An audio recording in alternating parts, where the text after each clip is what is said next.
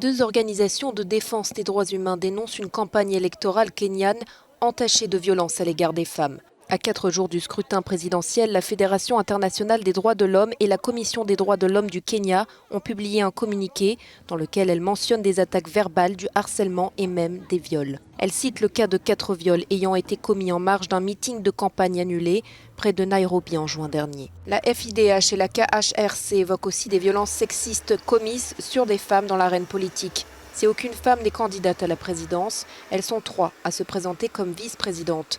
Pour ces dernières, la FIDH et la KHRC déplorent l'usage d'un langage sexiste et agressif, des stéréotypes de genre, des abus sexistes en ligne et du harcèlement sexuel. En janvier dernier, les deux organisations avaient mis en garde les responsables politiques et dans un rapport formulé des actions préventives. Ces organisations ne sont pas les seules à dénoncer ces agissements. Récemment, l'Association des femmes parlementaires du Kenya indiquait que des dizaines de candidates avaient été physiquement agressées pendant la campagne. Lors d'un déplacement, Liz Njuk s'est fait tirer les cheveux et arracher le chemisier par un groupe d'opposants. Des attaques qui peuvent freiner les ambitions. Il y aurait 8 fois moins de femmes candidates que d'hommes.